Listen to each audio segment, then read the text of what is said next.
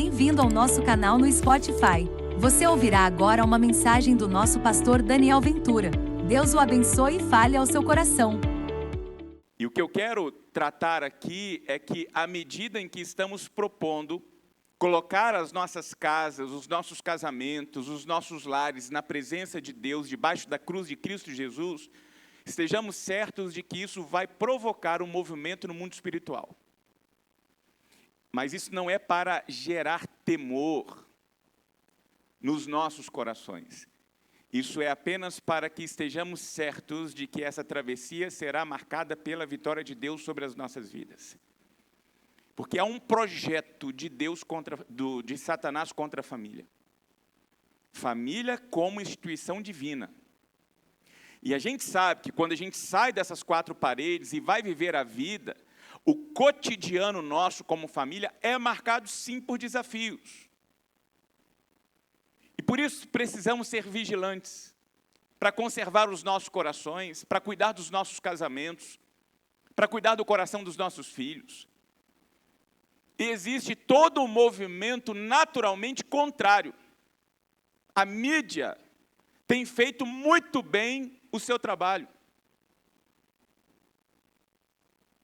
As políticas que têm sido levantadas e, de forma maquiavélica, por assim dizer, arquitetadas, têm projetado sobre as nossas famílias, que é a base, como disse no início, da nossa sociedade, movimentos de colisão. A nossa sociedade tem feito brotar recorrentemente ideologias, fragmentando sobretudo, ou buscando fragmentar, sobretudo, as nossas famílias. Os desafios que temos, por exemplo, como pais, de encontrar na trajetória acadêmica para os nossos filhos uma escola que cumpra, no mínimo, o seu propósito de ensinar. E nós precisamos hoje preparar os nossos filhos não apenas para que estejam nesses estabelecimentos acadêmicos para aprender a ciência, ou as ciências, mas nós precisamos hoje, de alguma forma, também acompanhar os nossos filhos espiritualmente, para que eles tenham seus corações protegidos em meio a todos esses ambientes, em meio às pessoas com as quais eles convivem. Então perceba, nós estamos dispostos a viver durante o ano de 2025 um grande desafio, que eu não tenho dúvida, quando nós encerrarmos essa trajetória em 31 de dezembro deste ano, nós olharemos para trás e contemplaremos marcas do sobrenatural de Deus nas nossas vidas. Mas que você saia daqui ciente que nós enfrentaremos juntos, de mãos dadas com Deus, venha o que vier, na certeza de que com Ele nós já somos mais do que vencedores. Porque o nosso propósito é que você seja surpreendido e surpreendida, abençoado e abençoada na sua família. E para iniciar essa jornada, eu quero compartilhar com vocês alguns princípios que espero você incorpore, viva, pratique, para que você e a sua casa experimentem de algo bom, experimentem da bênção do que a Bíblia vai propor para nós como consequência na prática desses princípios para as nossas vidas. E por isso eu quero convidar você a acessar a sua Bíblia, seja no formato analógico ou digital, no livro de Deuteronômio, capítulo 6. Deuteronômio está logo ali no início da Bíblia. Faz parte ali do nosso Pentateuco, são os 5 primeiros livros da Bíblia, ele é o 5º, Gênesis, Êxodo, Levítico, Números e Deuteronômio. Deuteronômio, capítulo de número 6, você vai manter a sua Bíblia aberta, ou acessada e disponível, porque nós faremos referência ao texto à medida em que a gente vai andando nessa reflexão. Há algo extremamente precioso em ter um lar para voltar depois do dia. Eu não sei se vocês já perceberam isso, mas nós lidamos cotidianamente com as contingências da vida, com as adversidades, com os desafios, com os problemas. E como é bom a gente saber que em meio a tudo isso, a gente tem um lar para voltar. Um local onde a gente encontra descanso. Um local onde nós temos as nossas forças recarregadas. Um ambiente onde nós encontramos alívio para lidar com as batalhas do dia seguinte. E eu louvo a Deus, porque a minha casa, o meu lar, é esse ambiente.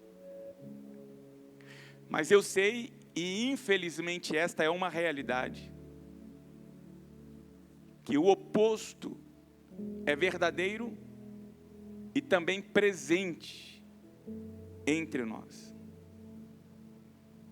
É muito triste saber que alguém, depois de enfrentar os desafios da vida, sabe que voltará para um local marcado pela opressão, marcado pelos desarranjos, pelas discórdias, pelos gritos, pelas brigas, pelos desequilíbrios emocionais. Um local em que há tempos o brilho se foi, o carinho se foi, o respeito se foi. Porque uma coisa é a gente enfrentar as dificuldades da vida sabendo que nós voltaremos para um local de acolhimento, de cuidado, com colo à disposição, com ombro à disposição, com um renovo de Deus manifestado por meio do carinho, do cuidado. Mas outra coisa bem diferente é encarar os desafios da vida e saber que a gente volta para dentro da casa e vamos encontrar dentro dessa casa desavença, contrariedade, fardos maiores e fardos mais pesados por vezes do que os fardos que encaramos na nossa rotina cotidiana de trabalho. Em meio a ambientes ímpios. Por isso, o meu objetivo é compartilhar alguns princípios para que promovam verdadeiramente o bem e a bênção sobre as nossas famílias.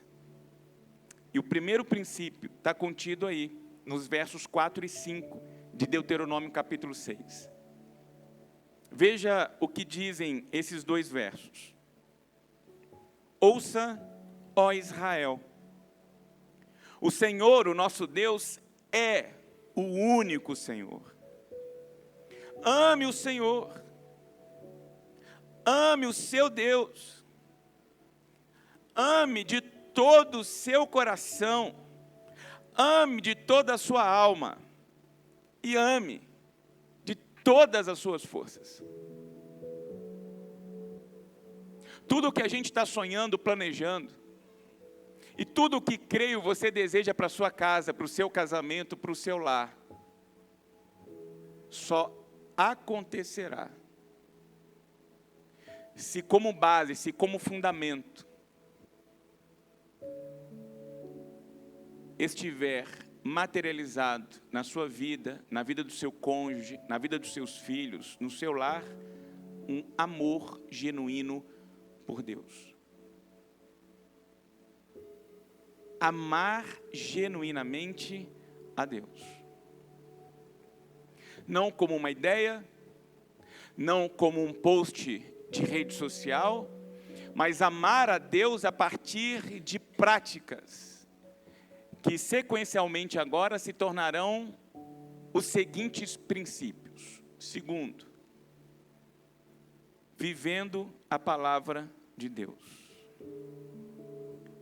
Deus deseja que nós o amemos não apenas de palavras, mas por meio das nossas vidas.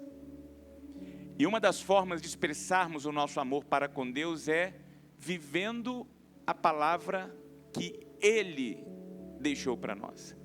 Veja o que dizem os versos de 6 a 9. Que todas essas palavras que hoje lhe ordeno estejam em seu coração. Ensine-as com persistência a seus filhos.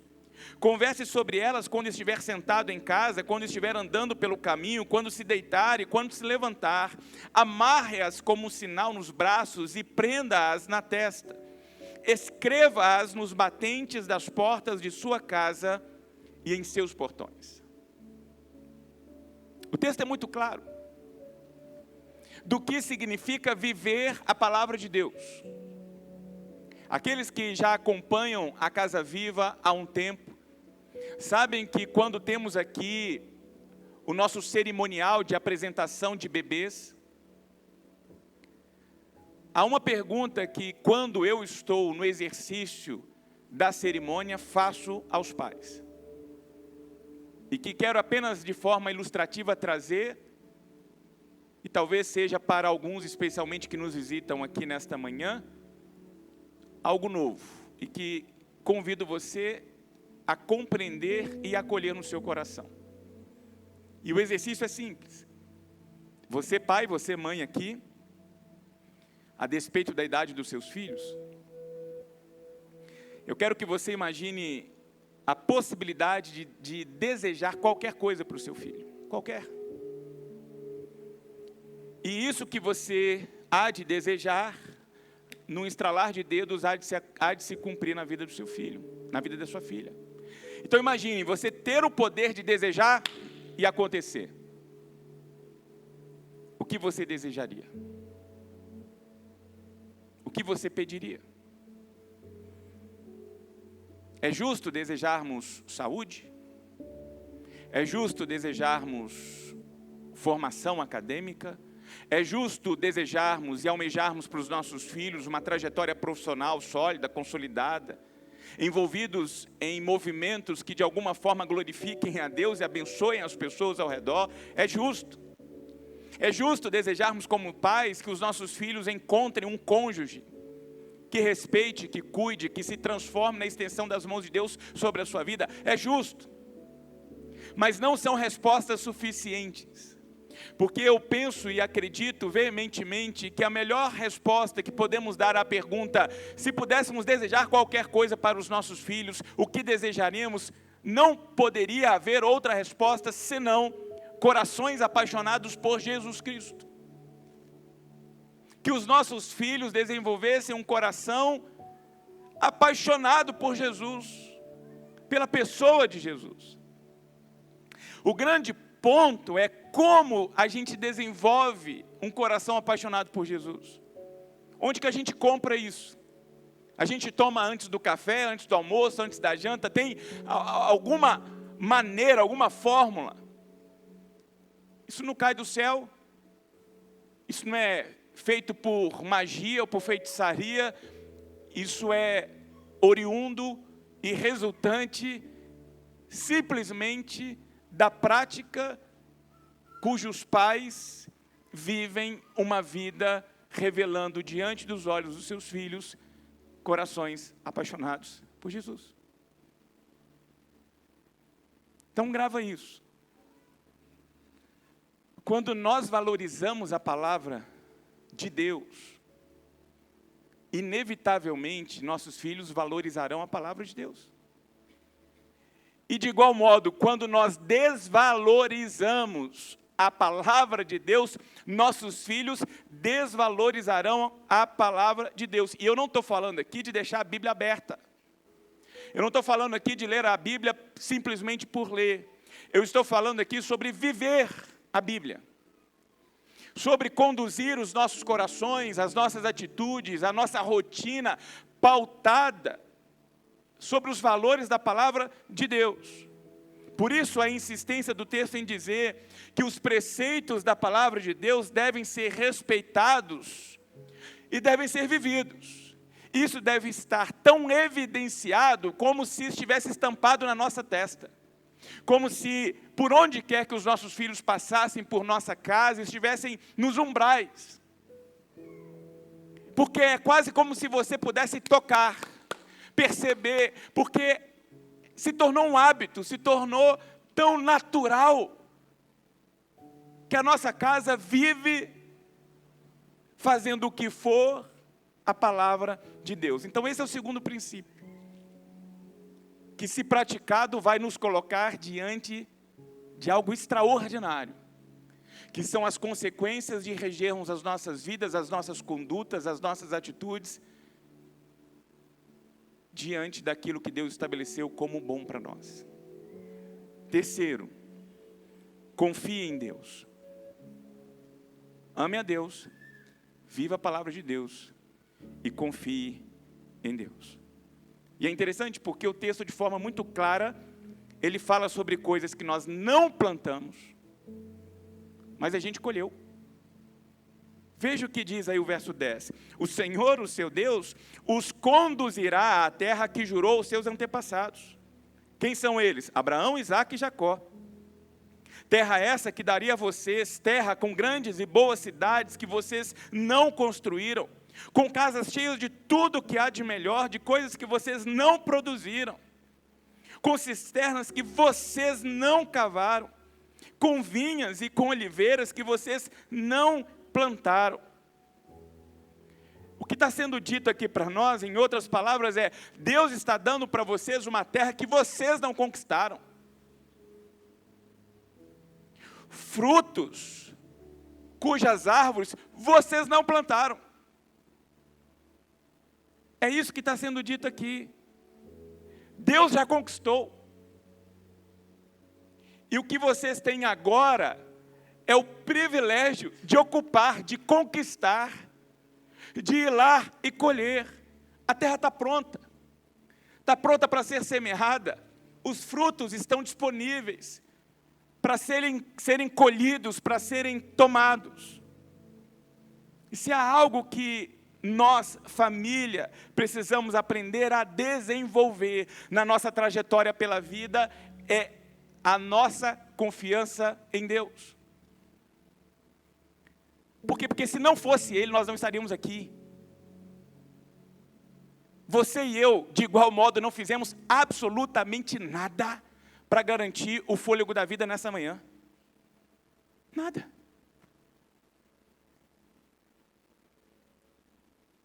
Por isso a gente precisa aprender a confiar nesse Deus que nos sustenta, que nos surpreende, que nos abençoa. E sabe o que significa confiar, de acordo com os evangelhos? Acompanhe a leitura que faço de Mateus, capítulo de número 6, a partir do verso 25. Que é o trecho do Sermão do Monte pregado por Jesus.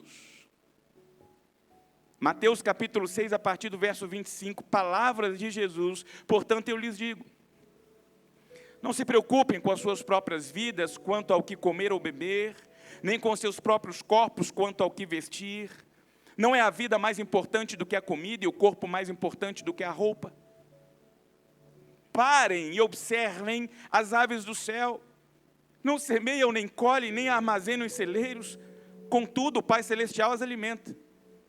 Não tem vocês muito mais valor do que elas?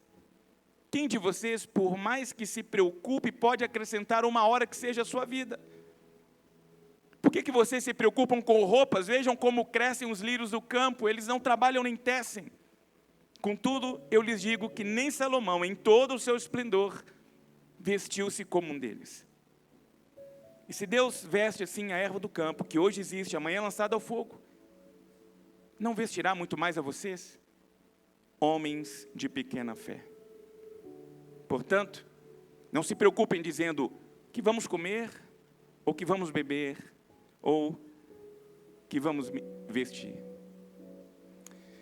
Diferente do que alguns pensam, o que esse texto, a partir da mensagem do Senhor Jesus, quer dizer, não é: pare de trabalhar e se transforme numa florzinha de Jesus. Não é isso que está sendo dito aqui. Até porque, quando Paulo escreve a sua segunda carta à igreja de Tessalônica, ele é muito duro em dizer o seguinte: se alguém não quiser trabalhar, é direito seu, mas também não coma. E nós precisamos lembrar que trabalho é algo divino. Porque tem os desavisados de plantão que inclusive acham que quando a gente sair dessa vida e for para o céu não tem trabalho. Tem. Já vou deixar todo mundo alerta. Tem, porque sempre teve. O que não havia e começou a ter por conta da consequência do pecado foi a dor, o cansaço, a sobrecarga. Porque antes da queda, Deus ordena a Adão: administra, cuida, gerencie. Trabalho faz parte da nossa função, inclusive, como obra-prima da criação. Cuidar daquilo que Deus colocou nas nossas mãos. Mas o que está sendo dito aqui para nós é: embora sim seja necessário trabalharmos para vivermos, porque não tem como viver a vida que a gente tem hoje sem o trabalho. O sustento que advém do trabalho, cientes e conscientes de que quem provê a força, a saúde, antes de tudo, é Deus, mas sim, precisamos trabalhar. E o que está sendo dito aqui para a gente é isso: embora precisemos trabalhar, é essencial que na nossa rotina, na nossa vida, no nosso trabalho, mantenhamos o nosso coração confiante na provisão de Deus, no cuidado de Deus, na bondade de Deus. Por isso a ordem é: tudo que tiver ao seu alcance, faça bem feito. Faça com todas as suas forças, faça com dignidade, faça com alegria. O que você receber em 2025 na sua mão para fazer, faça, pula para cima, mas saia do outro lado com alegria, com gratidão pela oportunidade que você recebeu de fazer algo. E faça esse algo para glorificar a Deus, faça esse algo de modo que alguém seja abençoado, porque aí você começa a encontrar sentido para a sua vida. Então programe, planeja, faça o possível. E se porventura nessa travessia você chegar num instante em que tudo saiu do controle, não está mais na sua mão, nessa hora, busque lá no fundo do seu coração, no fundo da sua alma, a confiança de que Deus está com você. E Ele vai te munir de forças, sabedoria, iluminação, para você encarar seja o que for. E preste atenção, em nome de Jesus, no que eu vou falar com você agora. Especialmente você, papai e mamãe. Como que você espera que seus filhos confiem em Deus, se você tem vivido uma vida de desconfiança? Como que a gente pode esperar que os nossos filhos confiem em Deus, se nós somos o primeiro exemplo de murmuração, de praguejamento, de reclamação? Lembra? A gente vive uma vida que está sendo vista, percebida. E o que vai acontecer por consequência disso, é os nossos filhos crescerem pensando: que Deus de miséria é esse, que é o Deus que os meus pais servem, que eles sequer conseguem confiar nele. Para que serve um Deus poderoso, todo-poderoso, se nós não podemos nos refugiar em confiança nele? Então, o terceiro princípio para uma família feliz é aprender a confiar plenamente em Deus, na providência de Deus, no cuidado de Deus. E eu não tenho dúvida de que esse auditório está recheado de testemunhas vivas do cuidado e da provisão de Deus. Quando as nossas mãos e os nossos braços não foram mais capazes de alcançar, de repente, Deus nos surpreendeu. Por quê? Porque o Deus a quem servimos é o único Deus vivo. Os outros deuses são feitos por mãos, têm olhos, mas não veem, têm nariz, mas não cheiram, têm boca, mas não falam, têm mãos, mas não tocam, têm pernas, mas não andam. São feitos de pedra, são feitos de madeira, são ídolos. O nosso Deus não. O nosso Deus é o Deus e Pai do nosso Senhor Jesus. O nosso Deus é o Criador e sustentador de todas as coisas. O nosso Deus é o nosso socorro bem presente em meio à angústia. O nosso Deus é a nossa fortaleza. O nosso Deus é o nosso Abba, é o nosso Pai. É o nosso Deus conosco, é o nosso Emanuel. A gente precisa viver isso. Lembrando que cada prato sobre a nossa mesa é bênção de Deus. Cada manhã em que nós nos colocamos de pé ao redor da nossa cama e nos reunimos como família, com saúde, é bênção de Deus. Ah, Daniel, mas e quando o problema bate à porta? E quando nós somos surpreendidos pelas contingências da vida? Aí nós cremos que Deus está conosco, que Ele nos consola, que Ele nos abençoa, mesmo que a gente ande pelo vale da sombra da morte, e entendendo que isso também é uma grande bênção de Deus, sabendo que nós não estamos sozinhos. Grava isso, você não está sozinho, você não está sozinha, Deus está com você, Deus está com você. Quarto princípio, faça o que é justo e bom. Versos 18 e 19. Façam o que é justo e bom perante o Senhor, para que tudo lhes vá bem, e vocês entrem e tomem posse da boa terra que o Senhor prometeu sob juramento aos seus antepassados, expulsando todos os seus inimigos diante de vocês, conforme o Senhor prometeu. E aqui eu quero fazer uma confissão pública da minha dificuldade, da minha grande dificuldade com algumas músicas ditas evangélicas por aí. Porque eu vou te contar. Tem algumas cujas melodias são bélicas. Quem é da área militar aí sabe do que eu estou falando. Que induz e conduz as pessoas a expressarem por meio da sua canção: eu quero pegar o inimigo, eu quero pisar, eu quero esquartejar, eu quero matar. Aí você vai torcendo a música, vai sair no sangue de um lado para o outro, e fazem isso em nome de Deus. E se você está achando que o que eu estou falando aqui é exagero, ouça essa música. Eu vou pisar, eu vou pisar, eu vou pisar, eu vou pisar, eu vou pisar, eu vou marchar, eu vou marchar, eu vou marchar, eu vou marchar, eu vou marchar, eu vou pular, eu vou pular, eu vou pular, eu vou pular, eu vou pular, vou esmagar, vou esmagar, vou esmagar, vou esmagar, vou esmagar. Pisa, pisa, pisa na cabeça do inimigo, humilhe ele agora debaixo dos seus pés.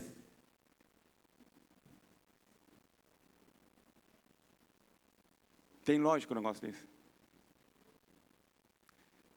Aí a pessoa ouve uma melodia dessa, e ela começa a acreditar e a pensar que a nossa luta contra os nossos inimigos é esse negócio de pisa, pisa, pisa, pisa, esquarteja, esquarteja. Mas sabe o que o texto está dizendo aqui? Primeiro, sobre a nossa postura diante do nosso principal inimigo, Satanás.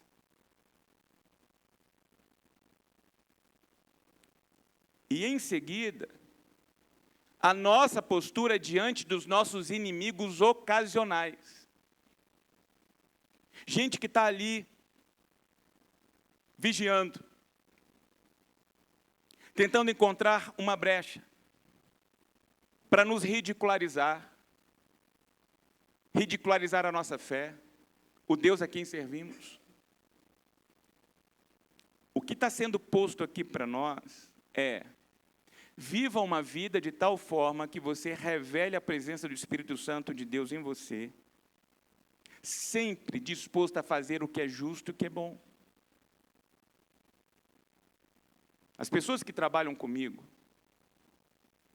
seja aqui na igreja, seja lá no meu trabalho, no dia em que a gente está junto pela primeira vez e que nós vamos estabelecer uma trajetória, uma caminhada conjunta, eu digo o seguinte: há princípios inegociáveis, eu não abro mão.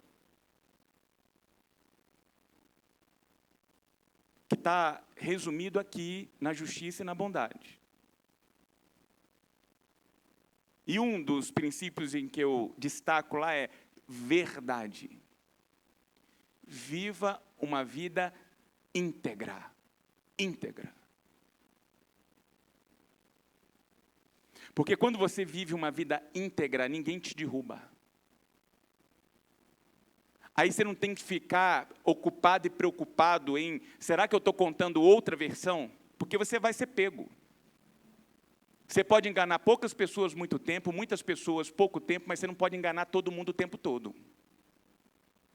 Então, para você sair da enrascada, viva a verdade. Esteja disposto a conduzir a sua vida sempre sobre a justiça e sobre a bondade, sendo fiéis à presença do Espírito Santo de Deus que está na sua vida, aos valores morais da palavra de Deus que foram entregues por Deus a nós.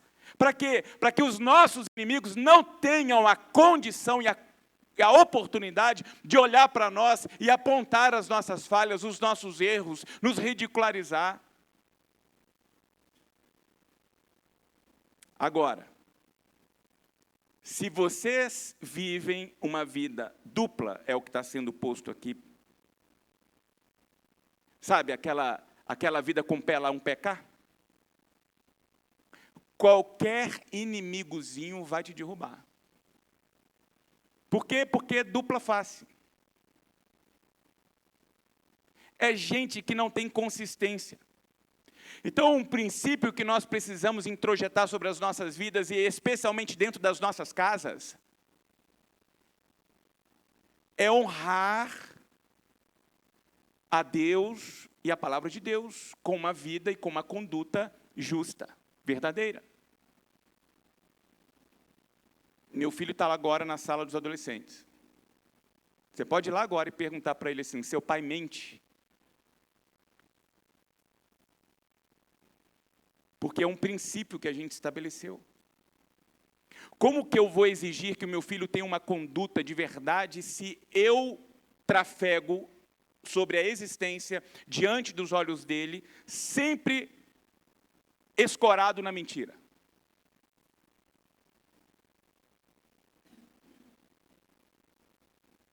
E isso a gente aprende em família.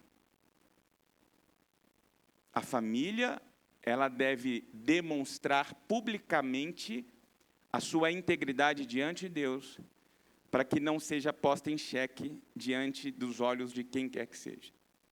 E aqui eu encerro com o último princípio que está conectado a esse. E eu quero que você, papai, olhe para mim. Último princípio. Evangelizem seus filhos. Verso 20. No futuro, quando o seu filho lhes perguntar: o que significam esses preceitos, decretos e ordenanças que o Senhor, o nosso Deus, ordenou a vocês? Vocês lhe responderão: fomos escravos do faraó no Egito, mas o Senhor nos tirou do Egito com a mão poderosa. Verso 23. Mas ele nos tirou de lá para nos trazer para cá e nos dar a terra que, sob juramento, prometeu aos nossos antepassados. O Senhor nos ordenou que obedecêssemos a todos esses decretos e que temêssemos o Senhor, o nosso Deus, para que sempre fôssemos bem-sucedidos e preservados em vida, como hoje se pode ver. Se nós nos aplicarmos a obedecer a toda essa lei perante o Senhor, o nosso Deus, conforme Ele nos ordenou, esta será a nossa justiça. A gente falou há pouco de que não há nada melhor que possamos desejar para os nossos filhos do que corações apaixonados por Jesus, e aqui eu quero fazer um adicional: que eles trafeguem pela vida de mãos dadas com Deus, que eles cresçam experimentando da graça de Deus, da companhia do Espírito Santo de Deus, da bênção dos céus. Só que isso, a gente já disse, acontece no dia a dia. Os filhos vendo a gente viver a vida. Os filhos observando as nossas condutas e posturas. E nunca se esqueça de uma verdade pétrea. O que a gente faz, fala mais do que aquilo que a gente fala. Aquilo que a gente faz, fala mais alto do que aquilo que a gente fala. E eu vou dar um exemplo bíblico disso. Lembra de Abraão? Lembra, gente? Abraão? Abraão é aquele camarada que está lá na terra de Ur. Deus então aparece para ele e diz para ele o seguinte: saia da terra dos seus pais, lá do meio da sua parentela, e vá comigo para uma terra que eu hei de te mostrar. E eu farei de você, ele casado com uma mulher estéril, farei de você pai de uma grande nação. Ele sai.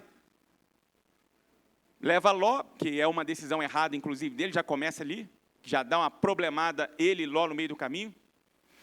Mas chega um determinado momento da história de Abraão em que há fome em Canaã, e ele então, por conta da fome, vai em direção ao Egito. Quando ele está chegando no Egito, temendo por sua vida, Abraão, em Hebreus capítulo 11, na galeria da fé, caracterizado inclusive como pai da fé, quando está entrando no Egito, por medo, sabe o que ele faz?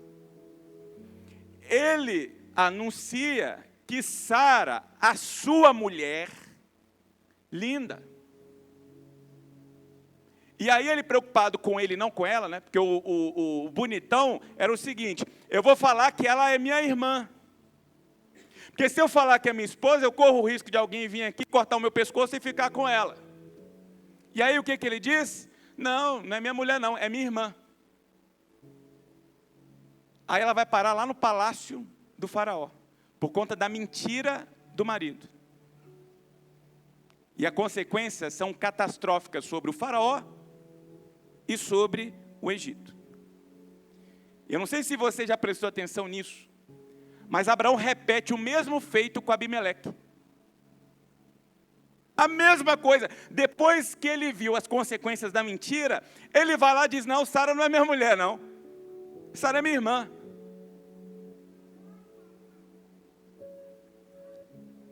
E a Bíblia vai mostrar para nós que por conta desse tipo de comportamento, Abraão inaugurou uma dinastia de mentirosos.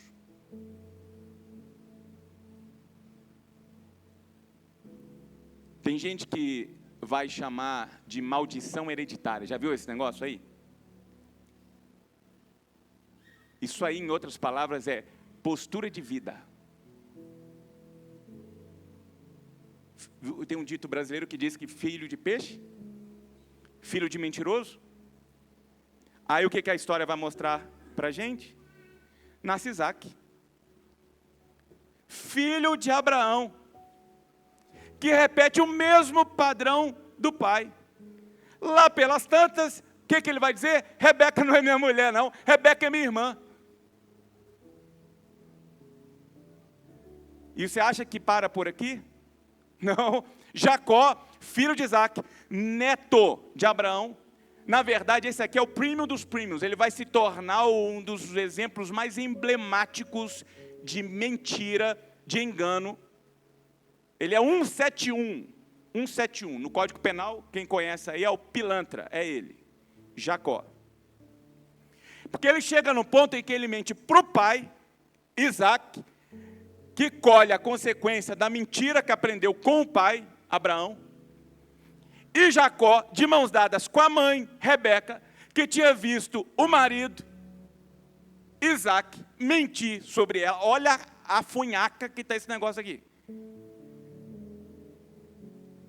Ele dá as mãos para a mãe e engana o pai. É a mulher enganando o marido, o filho enganando o pai, para tomar do irmão Esaú a primogenitura, a bênção da primogenitura. E aí a gente conhece muito bem a história, porque essa funhaca desencadeia uma série de desdobramentos sobre a vida dessa família, de tal modo que não para aí não. Abraão, Isaac, Jacó, e alcança quem? José. Os irmãos arrumam uma tramóia. Inicialmente planejaram matar o irmão. E aí um medroso, mas ao mesmo tempo tomado pela graça de Deus, falou assim: vamos matar, não vamos vender. Vende. Passa a roupa do irmão no sangue de um animal, chega em casa e fala para o pai. A gente já está onde, gente? Nos netos ou bisnetos? Bisnetos. Tá dando para pegar aí? A gente já está lá nos bisnetos. Os bisnetos chegam na casa do pai e falam assim: ih, papai, o bicho papão comeu José.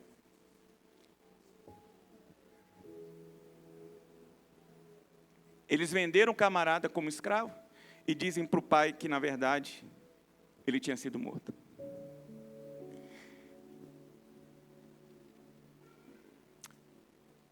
As palavras convencem, mas os exemplos arrastam. E aqui a gente precisa tomar cuidado com os efeitos do mau exemplo. O caráter dos nossos filhos é fruto da vida que levamos. Você está prestando atenção no que eu estou falando aqui?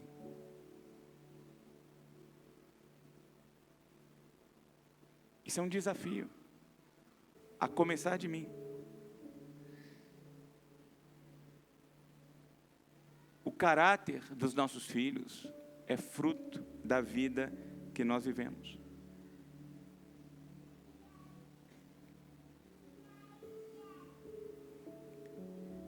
A evangelização dos nossos filhos não é feita com folheto, não é feita com uma simples leitura da Bíblia, é feita pelo exemplo, pela atitude, pela postura, pela forma como a gente conduz a nossa vida. E aqui eu queria fazer a abertura de um parêntese muito importante. A nossa igreja tomou uma decisão há 2 anos, de que nós nos empenharíamos, sem medir esforços, para cuidar das nossas crianças. E acreditem no que eu vou dizer para vocês. Poucas igrejas no Brasil têm o que a Casa Viva tem. Primeiro, essa consciência e disposição. Eu conheci igreja, gente, que transformou a área Kids num porta-volume. Já viu quando você chega... O pessoal da antiga vai se lembrar do guarda-volume naquelas mercearias? Tem gente que faz isso, chega em alguns lugares aí, joga a criança como se estivesse colocando uma mochila. Quando lembra... Eu lembro que teve um domingo aqui que eu falei sobre isso. Estava a mãe indo embora e os filhos ficaram trancafiados aqui dentro. Quando lembra? Consciência. Segundo, estrutura. Estrutura. Estrutura física e estrutura pessoal. Nós tomamos uma decisão muito ousada, assertiva e espiritualmente assertiva. Você vai para a educação secular, majoritariamente, quem está presente na educação das crianças são as mulheres. Aí você excetua lá um professor de educação física, um acolá de história, mas majoritariamente, sobretudo na primeira infância, as mulheres.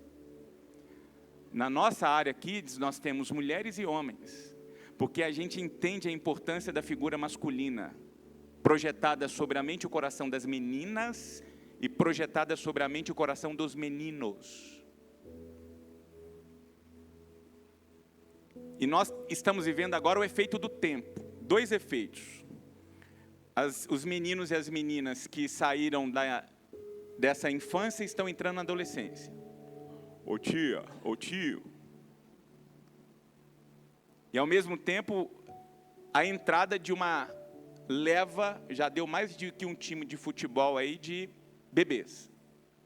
E louvado seja Deus por isso. Mas por que eu estou trazendo essa informação? Porque eu queria pedir para que você, pai e mãe, entendesse o seu ministério como pai e mãe.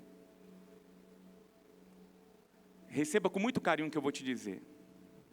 Mas eu quero que você entenda, a igreja não é responsável por educar o seu filho.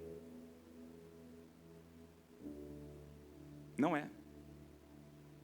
A igreja é uma adjutora, sabe? Uma auxiliadora, para que você receba o que você precisar para exercer o seu ministério como pai e como mãe. E eu vou repetir, nós não estamos medindo esforços, não estamos. Então, quando você, papai e mamãe, receber lá no grupo um comunicado sobre uma ação do Kids, sobre uma ação lá do TNT, que são os nossos adolescentes, a primeira coisa que eu quero que você pense é o seguinte: eu estou falando sobre a vida, o coração e o futuro do meu filho e da minha filha. Então você vai pensar antes do seu cansaço, antes do futebol, antes do computador, antes de qualquer coisa, no coração e na mente do seu filho, no coração e na mente da sua filha. Carinhosamente eu estou te pedindo isso como seu pastor.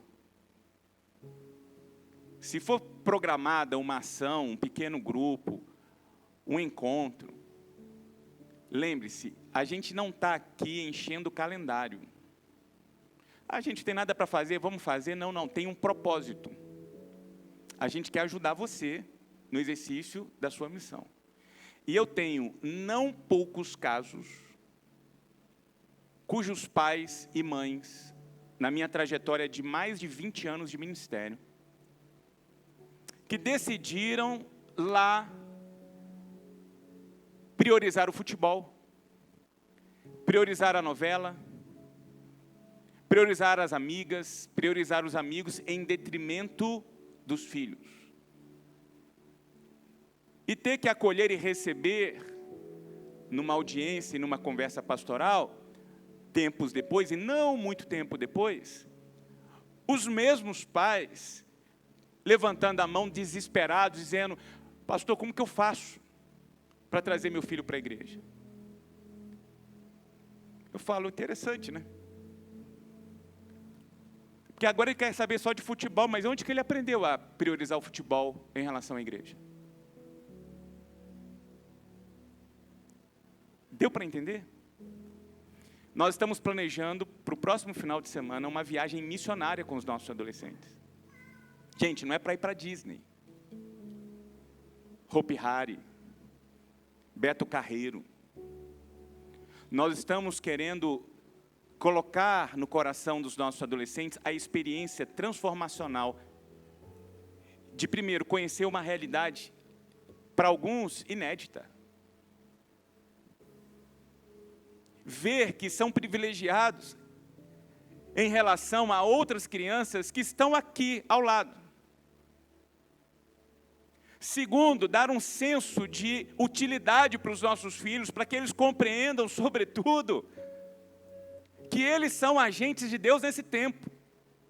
Então a gente está programando uma ação aqui ao lado, em Guarani. Guarani é uma cidade onde o pastor João Luiz e a dona Marina, que são pais da Natália e pais do pastor Randerson, evangelistas, plantadores de igreja, estão lá, revitalizando um trabalho para plantar a primeira igreja batista de Guarani. A nossa igreja está adotando esse trabalho. A nossa igreja vai ajudar na plantação dessa igreja. E a primeira ação que queremos propor é que os nossos adolescentes estejam lá, acompanhados, obviamente, por uma liderança, dentre eles, 2 líderes que compõem a liderança dos adolescentes, que é a Lídia e o Diego, que tem um histórico na área de missão, na área de evangelização, para que os nossos filhos, de forma criativa, a partir da sua própria identidade como adolescentes, com a sua energia, com a sua força, possam o quê? Evangelizar de forma extraordinariamente ali, lúdica, as crianças. E em seguida, evangelizar por meio das artes os pais, as famílias das crianças. Quem esteve conosco na época do CEGEA, lembra de uma ação que nós fizemos numa comunidade, resultado de um acampamento que nós realizamos lá no CEGEA, todo mundo camuflado, a barraca do exército, comendo ração dos soldados. E aí papai e mamãe, a gente falou assim, ó, manda chocolate, o que você quiser de chocolate. A gente teve pai que mandou uma caixa só de Lindt para os filhos. O que aconteceu? Nós chegamos lá, prendemos o chocolate de todo mundo. No último dia antes da gente sair, nós atravessamos a rua e fomos para uma comunidade. E as nossas crianças, não tinha nenhum adolescente, tudo ali na faixa de 8, 9, 10 anos de idade, foram com as suas sacolas entregando para aquelas crianças chocolate. E se você pergunta para cada uma dessas crianças qual foi o momento mais marcante para elas naqueles dias, acampando no exército, comendo comida de soldado, camuflado, na barraca, pulando, subindo, entrando em trilha, sabe o que mais marcou? O encontro com aquelas crianças da comunidade, vendo a alegria daquelas crianças diante de uma realidade que para elas era inédita. E que para os nossos filhos é só mais um chocolate. Para alguns é só mais um Lindt. Percebe o privilégio que nós temos?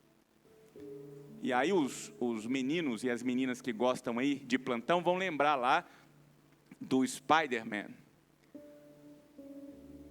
Com grandes poderes vem o quê? Grandes responsabilidades. Deus nos colocou aqui, tem colocado nas nossas mãos poderes por meio da presença do Espírito Santo dele em nós. E junto com isso vem uma grande responsabilidade. Mostrarmos Deus para aqueles que estão conosco. Então, está aí um desafio para nós. Amar a Deus, viver a palavra de Deus, confiar em Deus, honrar a presença de Deus nas nossas vidas, fazendo sempre aquilo que é bom, que é justo, de tal forma que as nossas atitudes falem mais alto que as nossas palavras e sejamos capazes de impactar o coração das nossas crianças. Porque o desejo do meu coração é que você, daqui a alguns anos, coloque a sua cabeça no travesseiro e durma em paz, sabendo que o seu filho e a sua filha se tornou um homem ou uma mulher de Deus.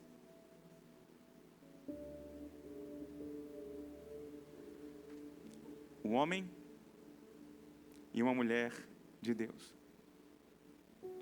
Porque no final das contas é isso que vale.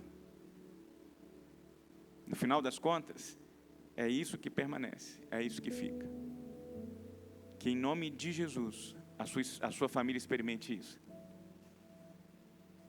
E que você tenha a alegria de dizer, eu e minha casa, serviremos ao Senhor. Pai, nós consagramos os nossos corações,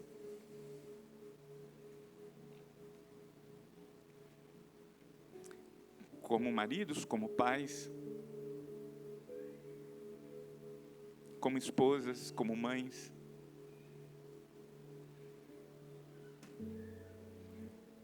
Para que compreendamos o nosso papel nas nossas casas, dentro dos nossos casamentos, diante dos olhos dos nossos filhos.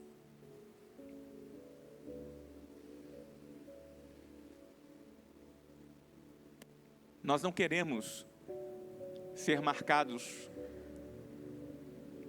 pelas brigas, pelas dores, pelas desavenças, pelo ódio, pelos gritos, pelo distanciamento. Não, o Senhor não planejou isso para nós. Nós queremos que as nossas casas se transformem em pedaços do céu sobre a face da terra. Nós queremos que as nossas casas sejam um ambiente de alegria, de paz, de acolhimento, de perdão, de renovo. Colos dispostos a ouvir, dispostos a perdoar. Ombros dispostos a acolher, para ensinar, para instruir. onde o amor, a paz, o cuidado, a fidelidade, a harmonia, a verdade, a justiça, a bondade, a paz do Senhor, que excede todo entendimento, sejam palpáveis. Não uma letra fria numa página, mas uma verdade vivida em nós, entre nós. Quantos têm sido os desafios desse tempo? Situações e circunstâncias que estão se levantando contra nós. É uma guerra injusta, desigual. Mas nós cremos que com o Senhor, os nossos lares serão protegidos, os nossos casamentos serão selados, os nossos filhos serão fortalecidos. É só com o Senhor.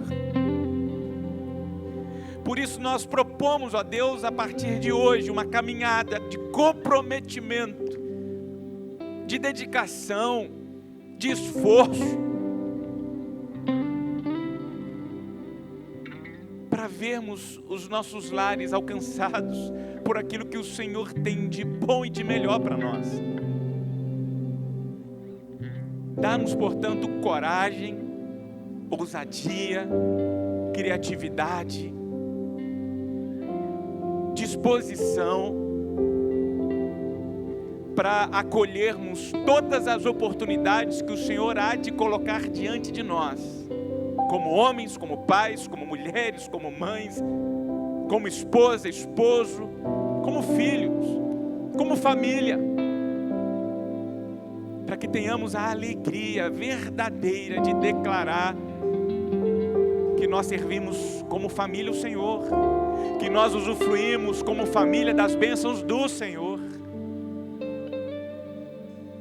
Por isso eu dedico cada vida que está aqui, cada vida que nos ouve por meio da gravação,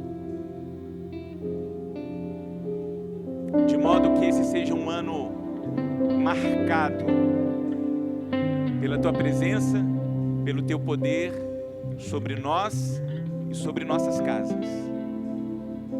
E lá no final dessa jornada, nós possamos, com os nossos corações repletos de alegria, ao olharmos para as nossas mãos repletas de bênçãos, glorificarmos o Teu santo nome. É o desejo do nosso coração, é a nossa oração, em nome de Jesus. Amém e amém.